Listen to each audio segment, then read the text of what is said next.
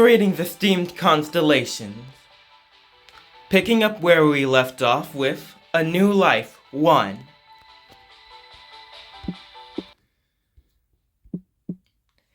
I have a ton of things I want to say, but I don't dislike you for living a life of unrequited love.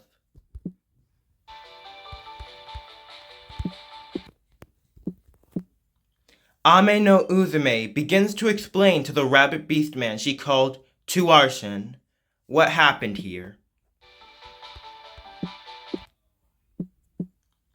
The current situation from the perspective of the rule makers, one of the three true major guilds.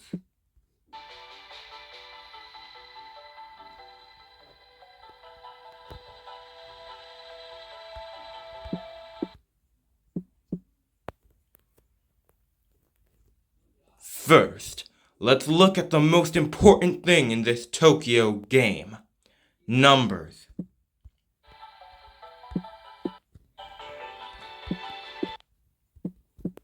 The current situation in the guild battle, first of all, the current situation in the guild battle has returned to a stalemate.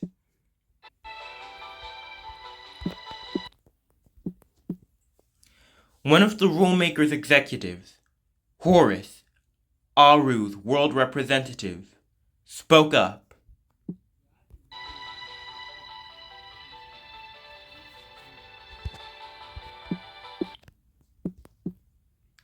Before this war began, we had a numerical advantage over the warmongers and invaders.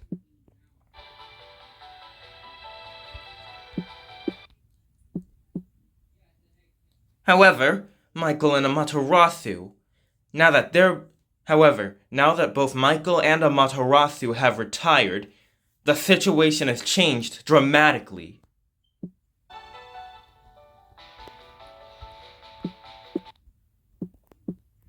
The Western warmongers have at least 4 world representatives on their staff.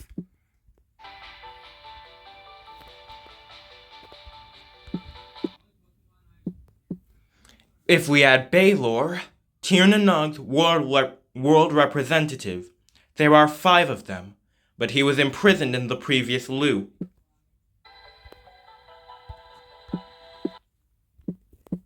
Even in this loop, he starts acting independently halfway through, so it's unclear whether he can be counted as a fighting force.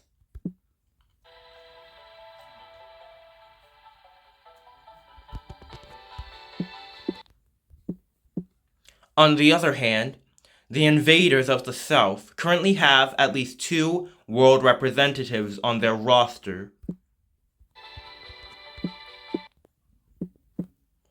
In this loop, Olympus's reserve world representative, Tennoji Shinya, keeps his distance from the guild.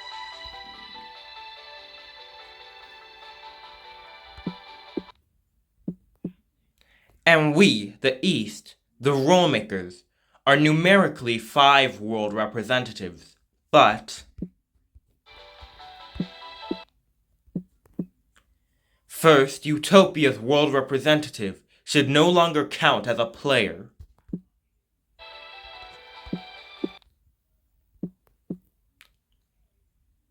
Yes, my friend Michael and his friends have proven that she was in cahoots with the organizers of this game.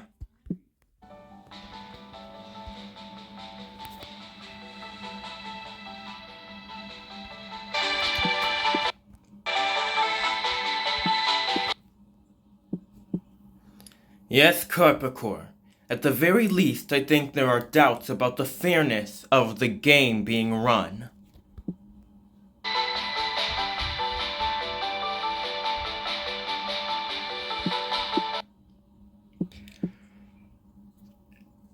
An external guild calling itself Exters have joined the battle, and the guild and the game masters have taken action to take advantage of this.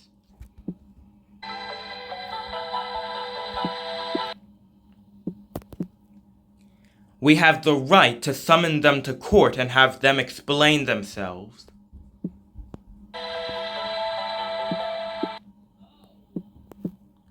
Taking this into consideration, the three true major guilds are remaining silent.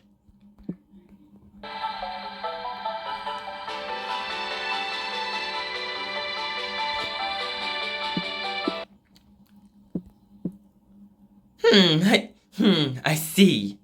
Thank you so much, I love you.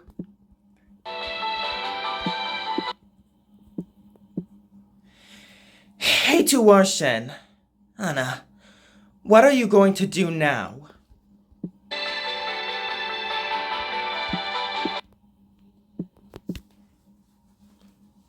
What should I do? Like what classes should I take at vocational school?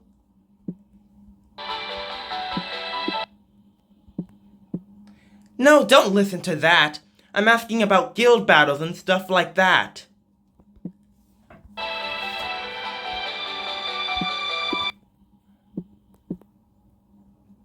I'm not interested in that sort of thing. As long as you can survive that day, it's okay.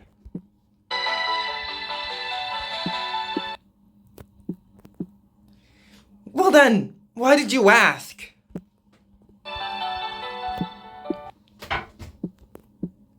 Because I want to know the risks. I don't want to lose my life again.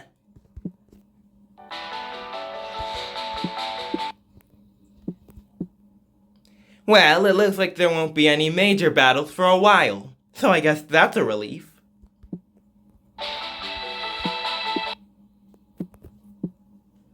I'll just wander around town a bit more. See you later, Uzume-kun.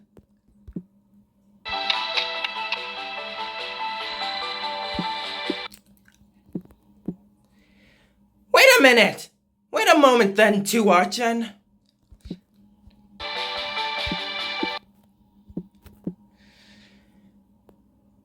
You said before that your first love was in your hometown, in another world.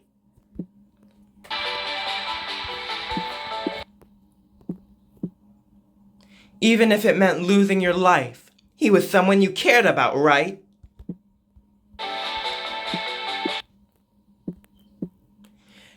Do you ever think that you'd like to meet that person again in another world?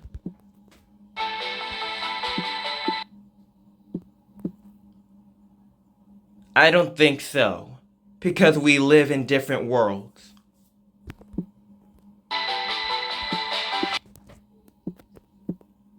I've said this many times before. I can't live anywhere other than a futuristic city like this one.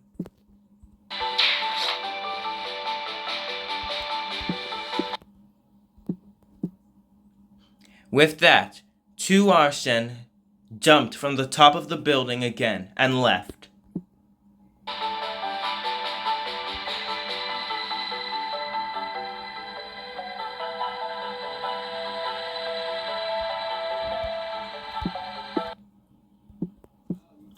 By the way, my uncle... No, excuse me. Where is the prize from the game now?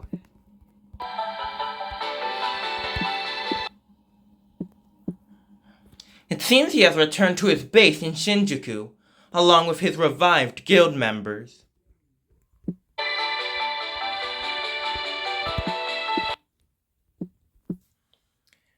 With the Watcher? But wasn't it said that his body could no longer survive?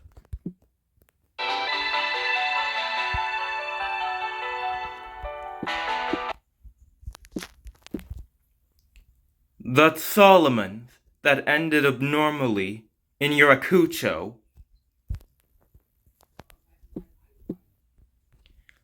I recovered and reassembled the remains of the Solomon that crashed in Yurakucho. Of course, that was my job.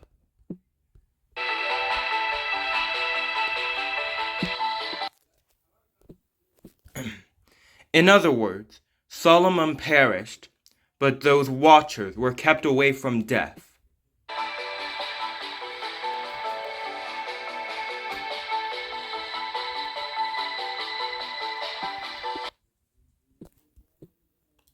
Hello, Korpakor, Horus, and Ahura Mazda. How are you?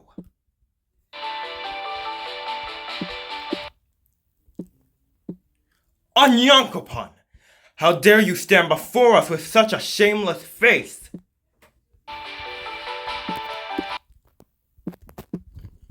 The fifth member of the Rulemakers appeared in triumph. Horus glares at the world representative from the otherworld of Agisimba.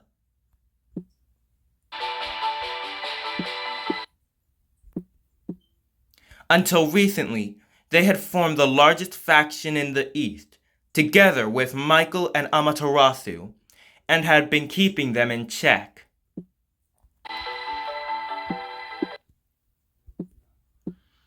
Let's do it, Lord Horus. There's no point in us arguing outside the courtroom. However, I would like to share the information.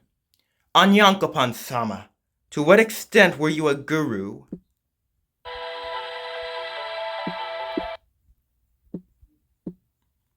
Especially since you were in complete acquaintance with our guild master.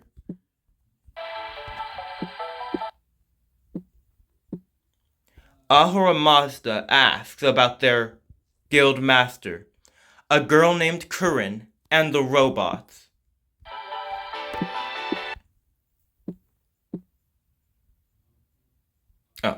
Especially, how far did you know our guild master before you took this action?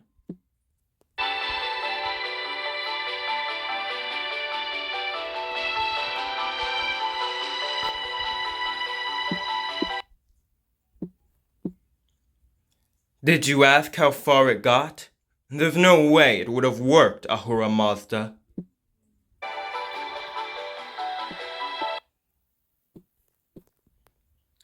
You all know very well that I'm a die-hard human lover.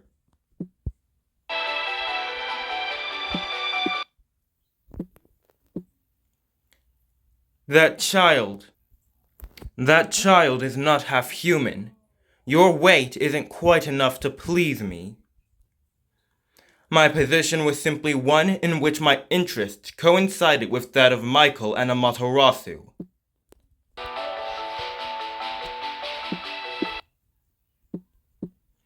And the two people I teamed up with were the ones who tried to expose the unfairness of the management.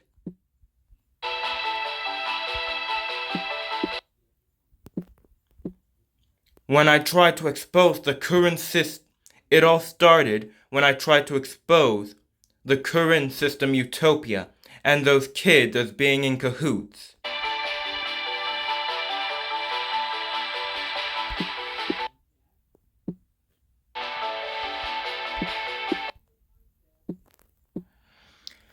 I am more than that. I want to talk about humans, like...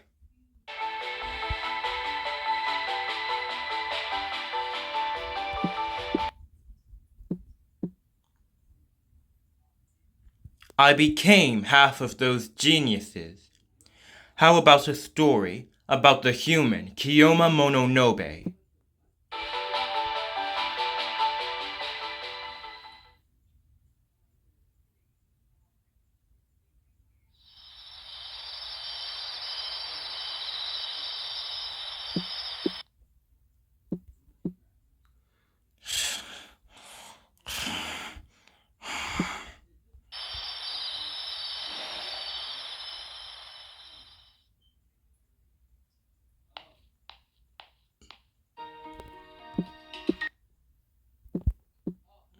Hello, Lancelot.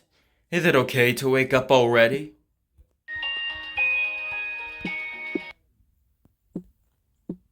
The Sakimoris were worried. My body and mind are exhausted, and I just sleep all the time.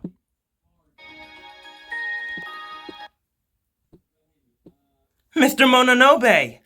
How about you? Is your body okay now?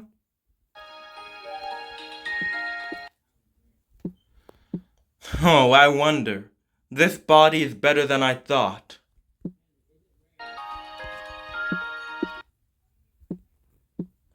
I've talked to a lot of people these past few days, with the class chairs and various other students.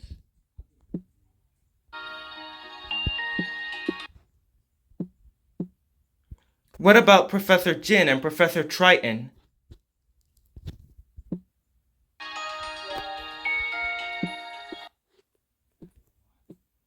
I fought him for 3 days and 3 nights until I was exhausted.